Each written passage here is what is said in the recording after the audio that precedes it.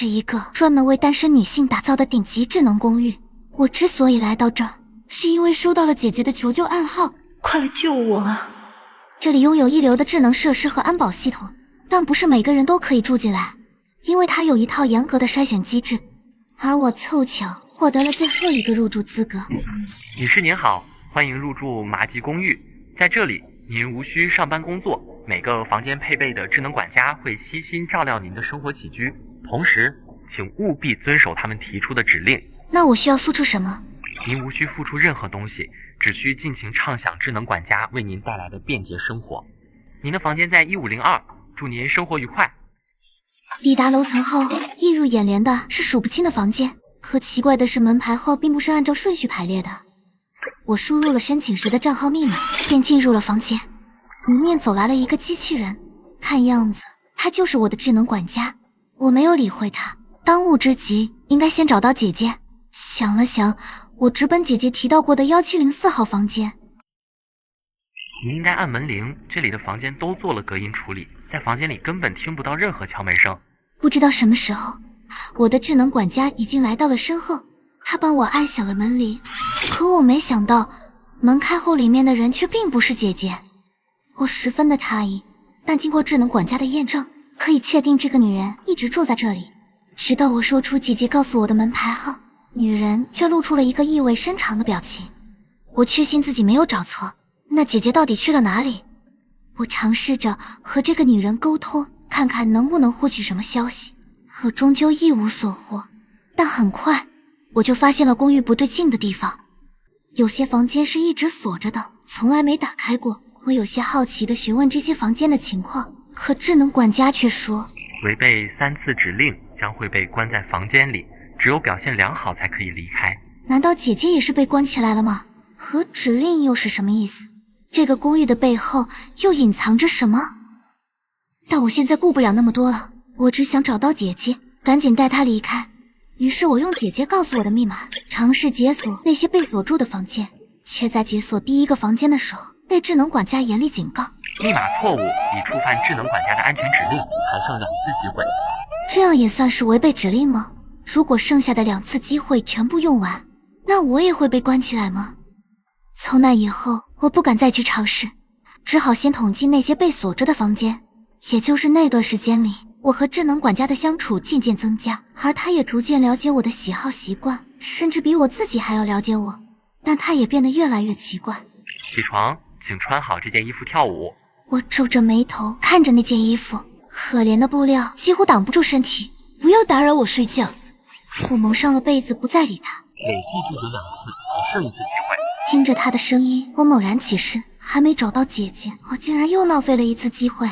我死死盯着眼前的智能管家，只感觉他的要求越来越离谱。上次让我在30分钟内吃掉6个汉堡，上次让我穿着裙子倒立。我不敢想象以后还会有怎样的指令等着我。我必须快点找到姐姐，离开这里。这样的日子持续了很久，期间我除了寻找姐姐，大部分时间都在做副业。在这里告诉大家一个好消息，闲鱼有超多低门槛易上手的爽赚系副业，宅家也能躺着赚钱。快点击下方链接，搜索爽赚副业，发布闲鱼简历搞副业，不但能赚钱，还有机会获得闲鱼金钞。快来和我多赚一笔。每次一有空闲，我就会寻找姐姐的踪迹。期间我也翻看了姐姐以前的动态，可除了知道她的邻居被关起来之外，没有找到任何有用的信息。系统检查，你现在需要补铁。看着餐盘里还在蠕动的章鱼触手，我毫不犹豫地大口朵颐起来。因为我还没有找到姐姐，无论多么难以接受的指令，我都会服从。直到今天，我的门牌号从1502变成了1518，我才知道门牌号竟然会不定期的变动，但房间的位置是不变的。所以姐姐的房间肯定还在17层。我赶忙拿出记在纸上的草图，重新确认17层的门牌号。最后只有7个被锁住的房间出现在眼前。姐姐说她在1704，难道这之间有着什么规律？现在我只有最后1次试错的机会了。如果失败了，我也会被关在这里。就在我百思不得其解的时候，我注意到那顺着窗口照射进来的阳光。还记得姐姐之前说过，她喜欢下午的时候在房间里晒太阳，而公寓只有这一侧的房间朝南，下午才能见到阳光。那这样就直接排除掉了北面的房间。现在只剩下1726、1729和1719这3个房间。我苦恼地看着图纸，姐姐就在这3间中的某一间里，可接下来该怎么办？我尽可能地思索着自己是否遗漏了什么关键的信息。这时我突然注意到1726和1729是挨着的，回想起姐姐之前的动态，她曾说过她隔壁的邻居也被关了起来，也就是说他们2个房间一定是并排的，所以1726和1729中一定有一个是姐姐的房间。现在只有1/2的概率，50比50，我该怎么选？姐姐到底被关在哪间屋子里？我曾有想过去大胆的尝试，可看着仅剩的机会，我最终还是退缩了。这个问题就像是一面墙挡住了我，但我依旧没有放弃。直到门牌号再次发生变化，我才发现了规律，原来门牌的变化是和斜对门的数字畸形调换，也就是说奇数怎么变化都是奇数，偶数怎么变化也都只会是偶数。姐姐住在1704，无论她的房间前后变化多少次，她的门牌号最后都会是偶数，所以姐姐现在一定在1726。得知了真相，我发疯似的来到了17楼，但我还是感到无比的紧张。如果这次失败了，我可能就会被关在房间里，甚至再也没有机会去救姐姐了。我忐忑地输入密码，打开了房门，却发现里面空无一人。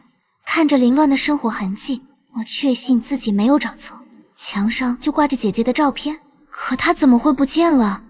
我焦急地在屋内寻找，却发现桌上的电脑还在默默地运行着，也许里面能找到一些有关姐姐的线索。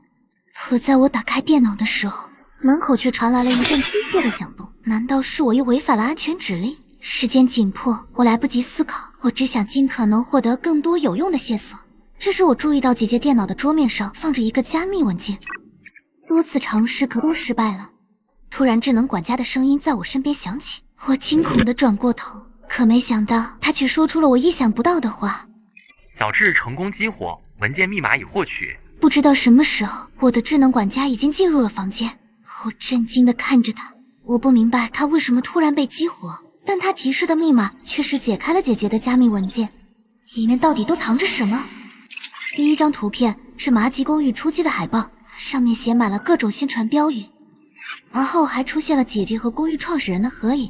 我感觉有些困惑，难道姐姐和麻吉公寓有着什么联系？继续翻阅照片，我发现后面的内容有些怪异，里面充斥着大量新闻报道的截图，而且都是些负面消息。但唯独不同的是最后一张图片，上面记录着公寓升级改造的通知，所有租客从此以后将不用付钱。对此增加的条例却是不能离开麻吉公寓。为什么会有这么离谱的要求？回想起麻吉公寓那令人难以接受的指令，也许姐姐就是从这时候发现了公寓的异常。好奇心促使着我点开了下面的视频资料，可没想到姐姐却出现在了屏幕里。从那时起，她便开始调查起了麻吉公寓。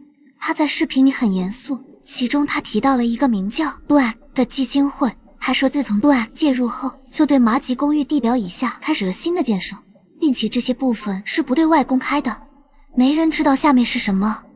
紧接着她就对着视频展示了麻吉公寓的规划图，能看到楼上的部分和现在几乎一致。1至10层是公共区域，包含了超市、娱乐等场所；11层至60层为住户层，而地下部分竟然也被划分了60层。我感觉十分震惊，到底是什么样的设施会需要这么深的地下空间？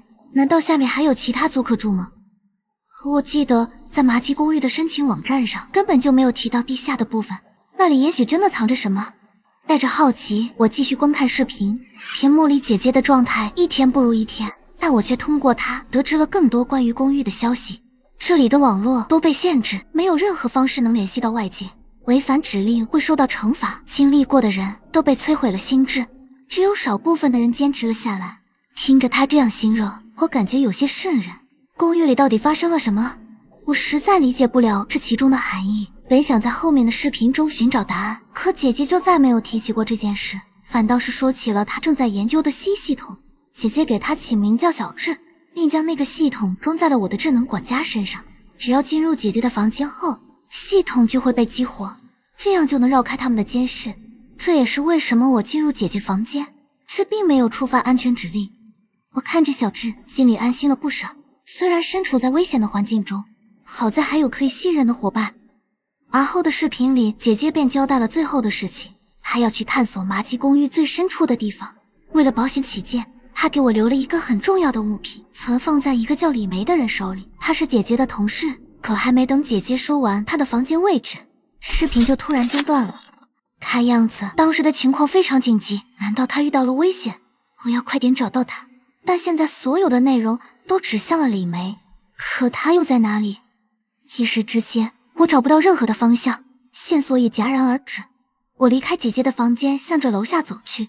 走廊上两个人交流的声音引起了我的注意，我放慢脚步，仔细去听他们讨论的内容。其中出现了智能点、挑战任务等字样，这些词从没在姐姐的调查日志中出现过。直到我询问小智，这才得到了解答。麻吉公寓有一个与智能点有关的挑战任务，每个人初始都会获得3个智能点，智能点归零后会强制参加公寓举办的挑战任务，获胜就可以回到公寓继续生活，一旦失败则会受到更为严厉的惩罚。于是我顺手也查询了自己的智能点情况，没想到我只剩下了1份。联想到触犯指令的次数，我向小智确认了智能点的功能。果然一开始的3次机会就是我拥有的智能点，所以那些被锁在房间里的人都被强迫参与了挑战任务。我无法理解这毫无人性的做法。现在来看，姐姐的消失应该和这挑战任务有着极大的关系。公寓的背后到底隐藏了什么？我尝试询问小智，可他却提示权限不够，无法查询。我只好回到公共区域打听李梅的消息，但她很神秘，几乎没人听说过。最后也只打听到她今晚会参加挑战任务。如果想要找到她，是不是我也要参加挑战任务？可任务是什么？如果失败的话，又会接受怎样的惩罚？但现在李梅是我唯一的线索。为了找到姐姐，我决定参与这场未知的挑战。小智，我也要参加今晚的挑战任务。挑战任务十分凶险，为保护您的安全，不建议您参加，请再次确认。确认参加。收到指令，请您于今晚10点前回到房间，届时会将您送到指定的任务场地。因为探索李梅的消息花了大把的时间，眼看着挑战任务即将开始，我快速地返回了房间。本想着仔细观察一下如何前往挑战任务的场地，忽然我两眼一黑，晕了过去。欢迎来到挑战任务，这次的主题是三角、方块、圆。我艰难地睁开了眼，诡异的红色光晕让房间显得格外压抑。还不等我起身查看，房间里却响起突兀的电子音。本轮挑战需要3位玩家相互合作，找到每个房间的隐藏数字，输入正确的3位密码，即可打开房门。祝您玩得愉快。紧接着，电子屏幕上就显示出了有关智能点的得分规则。单独逃脱的人都获得3个智能点，全部逃脱则各获得1点。如果只有2人脱逃，则2人各获得2点，而被困者会被扣除1点。我正认真地分析着规则，屏幕下方却开启了倒计时。我赶忙起身在房间探索，却发现房门被紧紧地锁住。除了墙上的灯之外，就只剩下房间正中央的操作台了。对于这里的挑战任务，我并不感兴趣。我现在只想找到李梅，因为姐姐最重要的东西就在她的手里。能听到吗？突然出现的声响吓了我一跳，我四处寻找，发现声音就来自那个操作台上。3号房的图标亮起，显示正在通话，看来我们只能通过操作台来相互沟通。我赶忙问出了自己最关心的问题：你是李梅吗？李梅？没听说过。我感到有些沮丧，明明之前确认过，她今晚会来参加挑战任务。你找李梅干什么？另一个人突然开口说话，他的语气冰冷。虽然他没有承认自己是不是李梅，但我知道他一定和李梅有些关系。他面对我后续的问题，他一直保持沉默。我不管你是李梅还是红梅，倒计时结束前不走出这里，就彻底输了。我来这里就是找李梅的。你是第一次参加挑战任务吧？听着他笃定的语气，我无比的震惊。2号他是怎么知道的？这时我发现3号的头像已经变成了灰色，我查看了操作手册才知道，现在的情况是2号和我建立了单独的通话，交谈内容也只有我们2个能听见。你和李梅是什么关系？为什么要找他？我找他有急事，但我只能跟他说。帮我离开这里，我就可以帮你找到他。果然和我预想的一样，他确实认识李梅，可我要不要相信他？我怎么知道你说的是不是真的？信不信由你。如果你想与我合作，就在公共频道咳嗽3声。还没等我说话，3号的头像就亮了起来。我刚才说的你们有没有听到？一共就30分钟的时间，别墨迹了。看着倒计时的时间不停流逝，我现在好像没有任何的选择，看来只能试一试了。我在显示器前用力的咳嗽了3声，果然一直沉默的2号开始说话。既然要相互合作，我们先确认一下各自的房间里都有什么能用上的线索。听后我立刻回答，尽可能详细的描述了自己的房间。原本我还期盼他们的房间中没有特殊的物品，可没想到所有人的墙壁上都有7盏颜色相同的灯，但每个房间亮灯的数量不同。2号房间里是3盏，3号房间里是2盏，而我的1号房间里足足有6盏。这是什么意思？难道密码就是灯亮着的数量？我思索着3种数字的组合变化，只需要6次就可以找到正确的密码。可我却发现，在输入密码的界面下方有着一横提示，每人只有2次尝试密码的机会，机会用完便视为挑战失败。我有些犹豫要不要去尝试，可忽然电子音又响了起来。3号房间数字输入错误。紧接着公共频道里就传来了3号的抱怨声。为什么不是这个密码啊？好奇怪呀！难道你也是第一次参加挑战任务？怎么这么鲁莽？不知道讨论一下吗？反正每个人都有2次机会，这是我的选择，你管不着。听着他和2号互相拌嘴的声音，我却陷入了沉思。这些灯到底是在表达什么意思？而且密码的数字范围是从1至9，但房间里灯的上限却只有7个，这又该如何解释？你是不是也发现了什么？2号突然传来的声音吓了我一跳。看着我们独立的通话，我才说出了自己的判断。3号已经尝试过了，虽然密码跟灯有些关联，但绝对不会这么浅显。没错，我也是这样认为的，并且我仔细观察了房间，3面墙上没有留下任何特殊的痕迹，所以线索应该还是和灯有关。但我总觉得这些灯好像符合某种规律。什么规律？看着他焦急的样子，不论我有没有合理的推测，现在都是打探李梅消息的最佳时刻。我可以告诉你，但至少你要证明一下，你确实有我需要的信息。2号沉默了，他仿佛没有料到我会这样做。过了一会儿，他才艰难地开口：李梅是我的大学同学，她曾是 Black 基金会的一员。如果你知道李梅，就能判断我这条信息的真假。听到消息后，我无比的震惊，李梅居然还和这个组织有关。可根据姐姐的调查记录来看，她应该比李梅更早就来到了麻吉公寓。那姐姐又和她是什么关系？无数的问题和猜测在脑海中涌现。你在骗我！2号的语气透着阵阵寒意，已然识破了我的试探。在挑战结束前，我不会再告诉你任何有关李梅的线索。他气愤地挂断了通话，还没等我来得及回拨，3号又单独接通了我的通话。我知道你们2个在背着我讨论密码，他这个人在麻吉公寓是出了名的狡诈。你跟我组队，2个人一起逃脱挑战，收益才是最大的。为了表明我没有骗你，我可以告诉你一个重要的线索，但前提是你要把你们解出来的密码告诉我。他说的没错，一想起2号那些可疑的反应，也许我不应该那么信任他。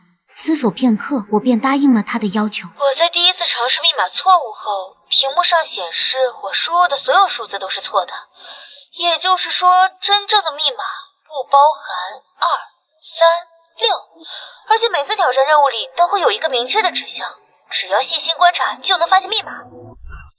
这条线索仿佛一盆冷水，瞬间浇醒了我。看着倒计时还在不停的流逝，一瞬间我想通了一切。终于明白为什么灯的上限是7个，所以正确的密码应该是917。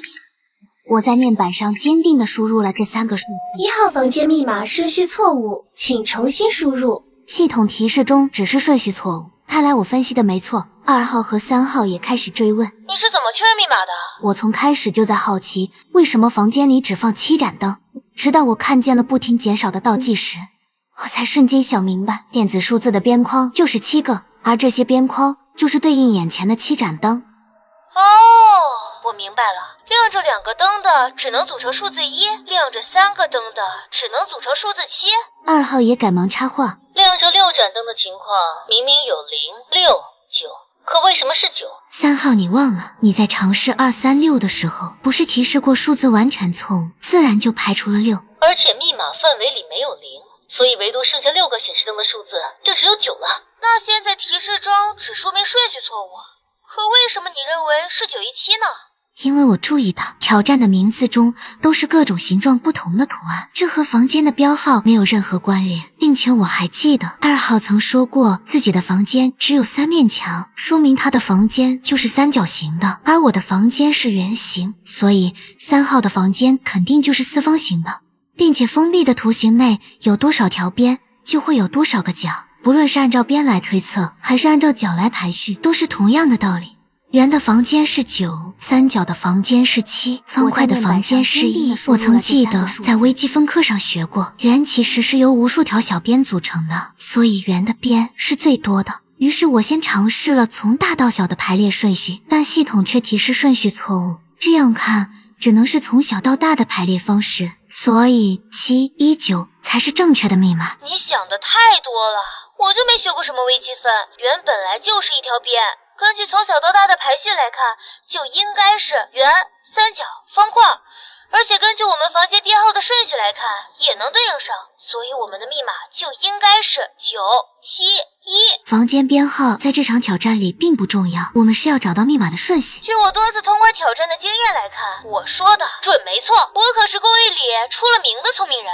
2号你怎么看？能听到吗？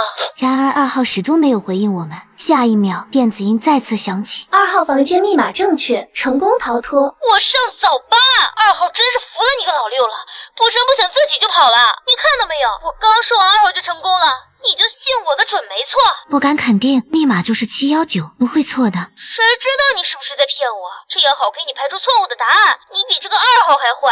我说你俩都上走吧。你不相信我没有关系，如果答案不对，你可以到15层左手边第2个房间找我。看着即将结束的倒计时，我再次嘱咐3号，如果他听到我房间正确的提示音后，就一定要输入我说的密码。如果系统提示我的密码错误，那他说的密码可能就是对的。听着3号一直在碎碎念念，我感觉十分的无奈，只好赶紧输入密码，等待着系统最后的提示。1号房间密码正确，成功逃脱。房门缓缓地打开，我刚想按下通话键，语音就彻底中断，紧接着房间就陷入了一片黑暗。现在只希望3号能相信我的推测。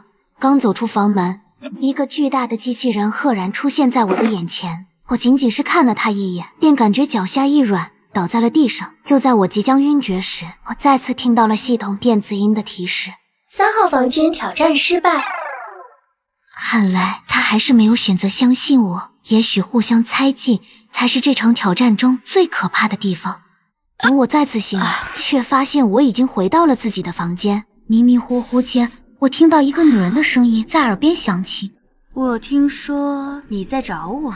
一个陌生的面孔出现在我的眼前，我确定自己从没见过他，可他的声音好像又有些熟悉。你是谁？你不是要找李梅吗？仔细回想，李梅曾是 Black 的工作人员，自然能悄无声息地进入我的房间，所以眼前的这个人很有可能正是我寻找的李梅。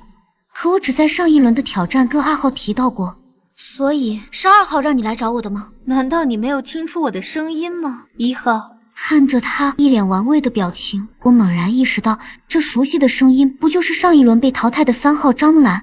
可我明明记得他不认识李梅，怎么现在又变成了我要寻找的人？见我不肯相信，他便缓缓地道出了真相。原来李梅不是人，而是姐姐留下的暗语，用来迷惑 Black 的监视。但凡知道李梅的人，都是姐姐信任的同伴。那你一定认识我的姐姐，她现在到底在哪里？我最后一次见她是在她和 Black 谈判前。原来姐姐和张兰是大学同学，在进入 Black 之后，他们就参加到了改造麻吉公寓的项目。然而没过多久，他们就发现了令人不寒而栗的真相。Black 正在用公寓里的女孩们训练自己的 AI， 他们想让 AI 通过大量的模拟训练，进化出独立的自我意识，从而代替人类。而整个麻吉公寓其实就是一个巨大的 AI 训练基地。为了能够使得 AI 更加接近人类的意识， Black 增加了挑战任务，让 AI 更加拟真地了解人类的思维。可一次次非人道的实验，慢慢摧毁了女孩们的心智。想要逃离的人却被强制参加更为恐怖的实验挑战，这也成为了姐姐想要揭发这里的信念。所以姐姐打算找到 Black 谈判。临行前，姐姐把一个东西交给了张兰。这次我不知道自己还能不能回来，这个东西很重要，你一定要亲手交给我的妹妹，后面的事就拜托你们了。说着，张兰拿出了一个 U 盘，我也注意到上面的2个字母。一瞬间，我想到了小智，我赶忙将 U 盘插在了他的接口上，紧接着屏幕上就弹出了一串串的代码。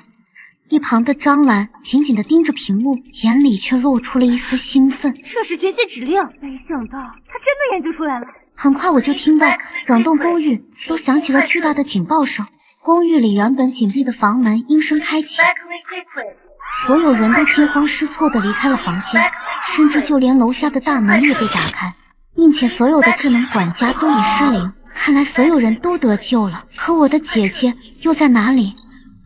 重启成功，正在前往目的地。一旁的小智发出了截然不同的语音，紧接着小智便缓缓地离开了房间。快跟上他！但没想到小智带我们去的地方竟然是 Black 的工作层，并且他打开了一间张兰从没去过的办公室。就在小智进入屋内的瞬间，姐姐的身影突然出现在房间的屏幕上。小雪，当你看到这条录像时，说明我已经不在了。我想张兰一定把这个公寓的真相告诉了你。Black 那个非人道的训练方式在不停地伤害着人类。原本 AI 技术的出现就是为了在生活中更好地辅助人类，可现在他们却想生产出能够代替人类的 AI。 也许只有将这里毁掉，才能彻底阻止他们。小雪，以后的路就只有你自己了，好好生活。看到这里，我的眼泪不自觉地划过脸颊。姐姐是我唯一的亲人，也是我从小到大的榜样。没想到姐姐背负了这么多的责任。可视频结束后，屏幕上突然出现了一个密码提示框，我的脑海中不停地思索着姐姐说过的话。我知道了，是好好生活。输入密码后，键盘下方弹起了一个自毁按钮。姐姐，剩下的事就让我来替你完成吧。我用力地按下了自毁装置，马上屏幕上就显示了一个倒计时。身后就发生了剧烈的爆炸。等待烟尘散去，麻吉公寓已经变成了一座废墟，周围那获救的欢呼声让我倍感哀痛。我再也看不到我的姐姐了。这时，一个熟悉的声音在我耳边响起。小雪，转头看去，竟然就是我的姐姐。姐姐，蓝雨，你还活着，太好了！我还活着。如果许久未见的朋友突然联系你，你会害怕吗？在吗？坐在沙发上玩手机的我，突然收到了一条消息，我皱了皱眉，这不是珊珊吗？想着毕业以后也快5年没联系了，突然间找我，这是出来喝点吗？想你了。也许是看到我没回复，他又发来2条消息，喝点。珊珊她心情不好吗？想着我俩上学时关系一直还不错，又看了眼地方离我这里不是很远，于是我欣然答应了他。我顺着导航走了过去，明明是我每天都会路过的街道，今天却格外的让人陌生。到了地方后，眼前的景象让我十分意外，因为我竟然走到了一处拆迁大楼门口，阴森的大楼散发着破败的气息，隐隐让我有些不适。这是什么地方？我嘴里嘟囔着，于是我立刻给珊珊发了消息，我到了，你在哪儿？